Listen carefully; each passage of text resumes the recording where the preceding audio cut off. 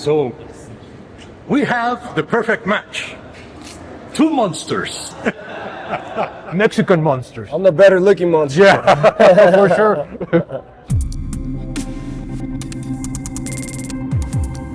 And I had the pleasure to be with you when you changed your name. Remember that? Yeah.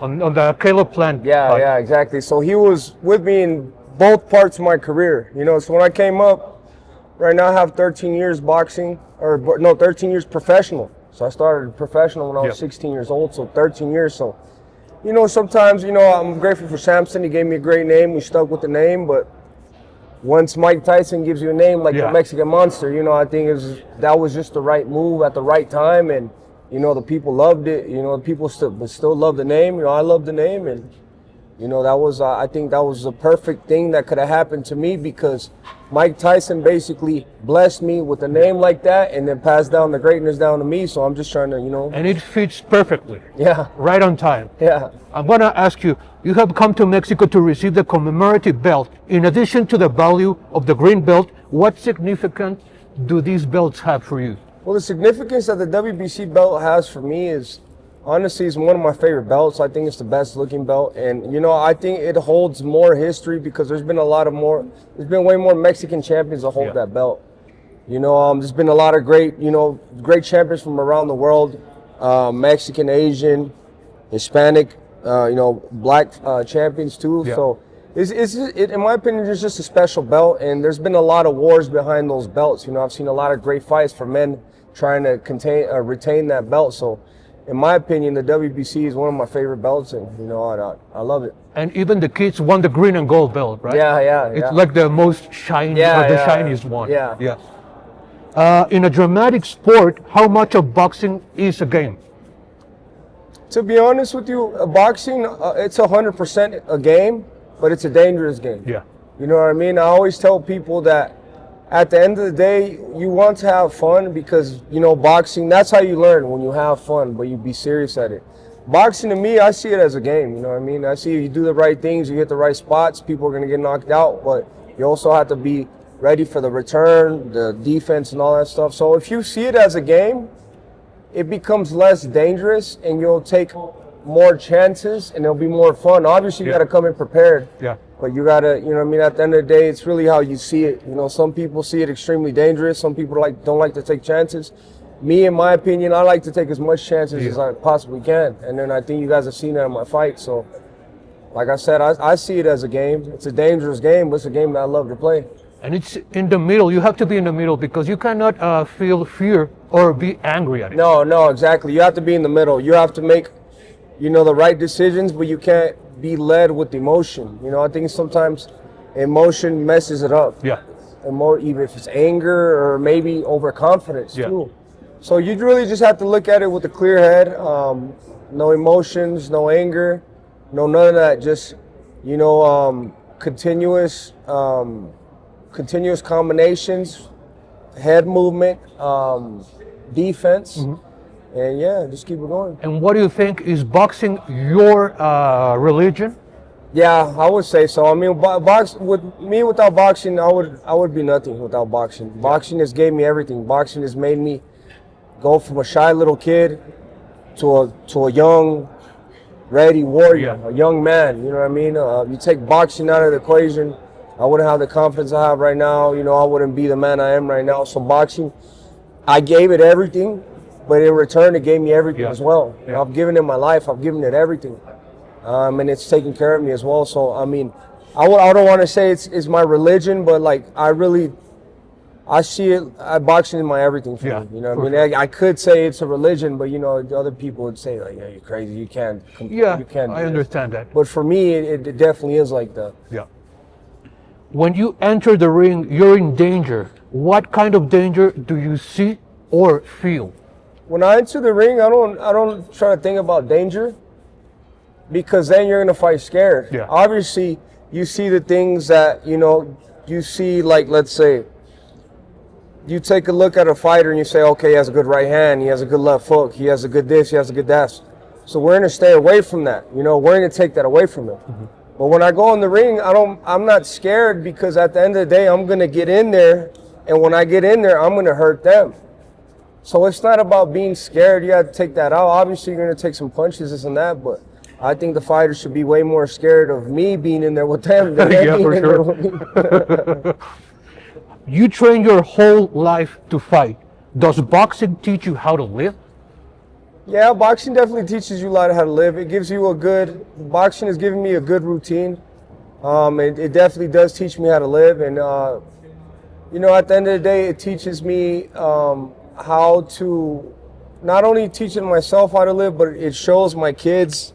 My kids see me that I have my routine every day. So it also just by doing my routine, living good every day, training hard, eating good, my kids see that, and they're able to be blessed with that type of information too. So it definitely does teach you how to live. And let me ask you this. Did you choose boxing or did boxing choose you? No, boxing chose me. Yeah. I didn't choose boxing. Oh, I didn't want to box. I hated boxing. My dad used to make me train. He used to beat me up because I didn't want to train. So I'm like, man, I don't want to train. And I really do not want to do this. But then when I was like 12 or 13 years old, you start to look around, you start to think about the future. It's like, I don't know how to do nothing else, But my dad had trained me the whole time, so I'm just really grateful that, he trained me the whole time. And like I said, boxing definitely did pick me because I feel like with my story, I can motivate a lot of other young kids, kids that are overweight, kids that have no confidence in themselves, kids are this, kids are that. Because I was all that as well. I was overweight, I was unconfident, I wasn't really sure about myself.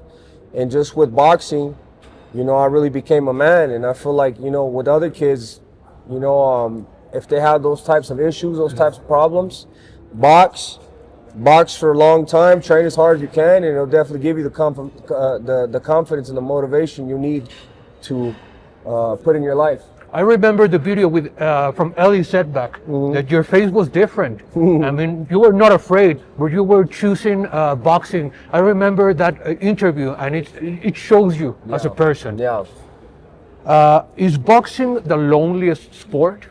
Yeah, it definitely is the loneliest sport because when you're at the top winning, everybody's with you. Yeah. When you lose, or you get suspended, or something happens, you're by yourself, and everybody wants to criticize you. Yeah. Everybody wants to say, this and that. But when you win, everybody's, we won this and that. So it definitely is, man. You have to have a good foundation. You have to have a good people around you.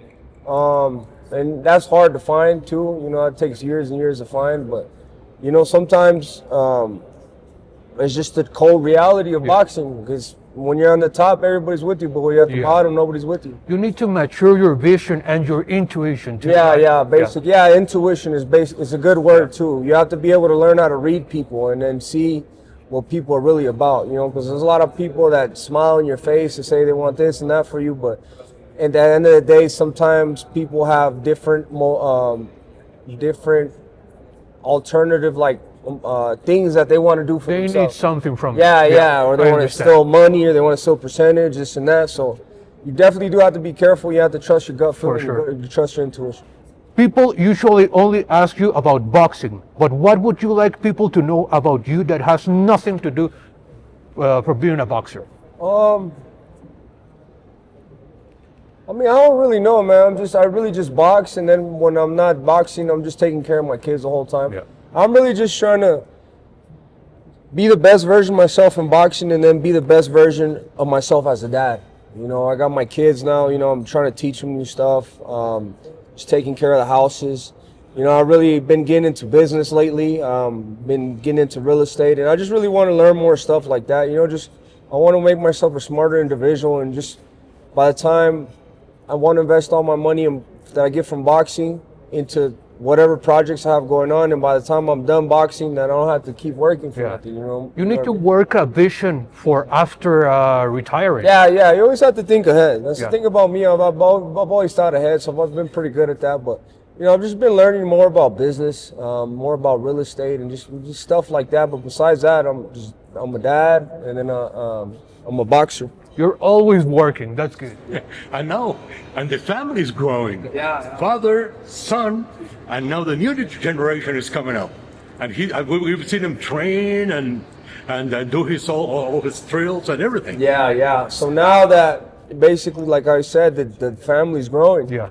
You know what I mean? Now I need to be an even better version of myself because my kids are watching everything I do. You know what I mean? So I'm working harder now. You know, I'm making better decisions, and you know, I'm really just trying to be the best version of myself. Yeah, you're guiding their steps too. Yeah. Speaking of, how does your sports career affect your family and personal relationships? Well, it does affect it sometimes because family, boxing. Sometimes both of them need all the attention you can possibly give them, you know what I mean? Boxing sometimes gets in the way of the family too because if you give it all in the ring, you're training all day, you're not going to be happy. Yeah. You're going to be kind of mad, you know, you're going to be tired, be agitated, this and that. So that kind of like, it interferes with each other, but then at the end of the day, well, how I just look at it, I try not to let those emotions get to me because at the end of the day, I'm doing it for them. You know what I mean? So I'm working hard, and you know, I come back home, and you know, I tell my wife and my kids to give me my space. Yeah. You know, and they respect that. You know, so that's really how it interferes.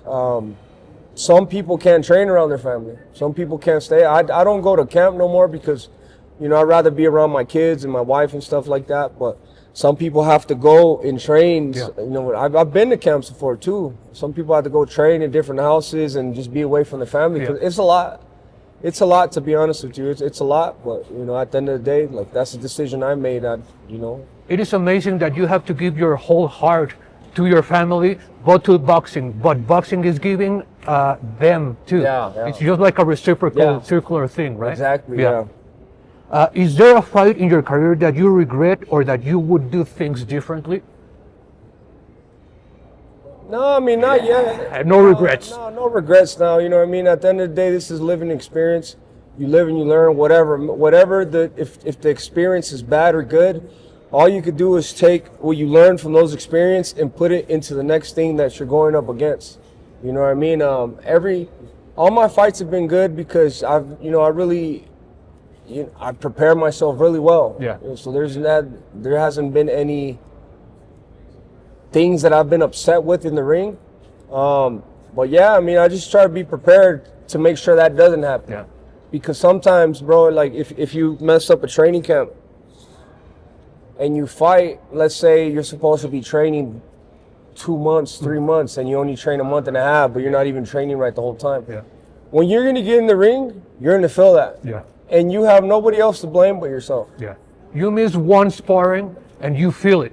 Exactly. Yeah. So I don't, you know, my boxing career, I take it very serious. You know, I don't have no regrets for any fights I've had. I've had some great fights, and we're going to keep it going. And we can all see how much you have grown from fight to fight. Yeah. I mean, 6 months from 6 months, you're always growing as a person and as a boxer. Yeah, yes, sir. And last but not least, how would you like to be remembered once you hang up the gloves? I would like to be remembered as a great fighter. Not only a great fighter, but just a great teacher, person that helps his community, great father, great husband, and just a role model for the kids. You know, a role model for the kids, young men that really want to make something of themselves and that really want to be the best version of themselves. You know, that's really what I want to be. I want to be a good teacher, great boxer, great father, great husband, and just a great man in general.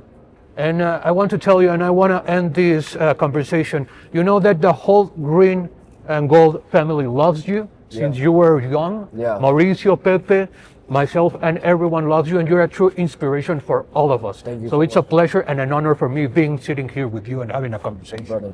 Thank you for 3 years ago. I had the honor to walk with you to the ring, and that was a very special time for me, a moment for me. Yeah. I was scared. I was shitting my pants.